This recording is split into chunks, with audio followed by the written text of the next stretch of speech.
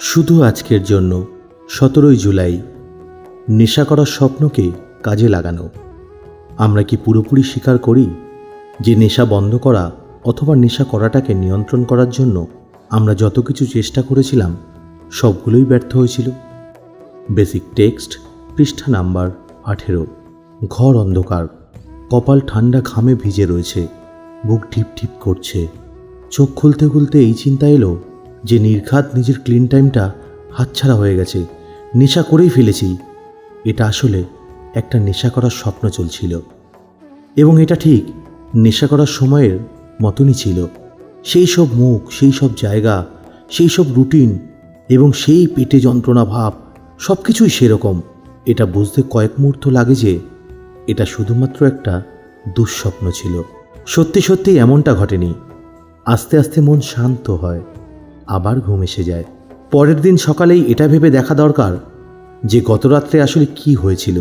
আমি গতকাল রাত্রে নেশা করিনি, কিন্তু আজকে আমি নেশা করার থেকে কতটা দূরে আছি। আমার কি মনে এমন কোনো বিভ্রান্তি আছে যে আমি নেশা করাটাকে নিয়ন্ত্রণ করতে পারি? আমি কি নিঃসন্দেহে এটা জানি যে একবার প্রথম নেশাটা করে নিলে কি কি হতে পারে? একটা সত্যিকারের রিল্যাপস আর আমার মধ্যে কতটা মজবুত পাঁচিল আছে।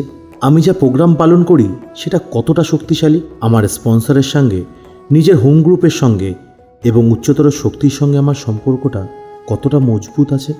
নেশা করার স্বপ্ন দেখা মানেই যে আমাদের প্রোগ্রাম পালনে কোনো বড় ত্রুটি আছে, এমনটা কিন্তু নয়।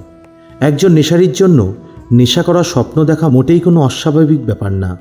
আমরা কেউ কেউ এরকম ভাবি যে এই স্বপ্নটা উচ্চতর শক্তির দেওয়া উপহার, যেটা আমাদের মনে করিয়ে দেয় নেশা করার সময়ের পাগলামিটা ঠিক কীরকম হয়, আর আমাদেরকে রিকভারিটা আরও শক্তিশালীভাবে করার জন্য উৎসাহিত করে। এই দৃষ্টিভঙ্গিতে দেখলে আমরা এরকম নেশা করার স্বপ্নগুলির জন্য কৃতজ্ঞ বোধ করতে পারি। এই স্বপ্নগুলি খুবই ভয় পাইয়ে দেয়, কিন্তু এগুলি আমাদের জন্য বিরাট বড় আশীর্বাদ হয়ে দাঁড়াতে পারে যদি আমরা আমাদের রিকভারিকে শক্তিশালী করার জন্য এগুলিকে ব্যবহার করি। শুধু আজকের জন্য আমি নিজে কেমনভাবে প্রোগ্রামকে পালন করছি সেটা আমি খুঁটিয়ে পরীক্ষা করব। পরীক্ষা করে যা দেখতে পাবো সেটা আমি আমার স্পন্সরের সাথে আলোচনা করব এবং আমার রিকভারিকে শক্তিশালী করার উপায় জানতে চাইব।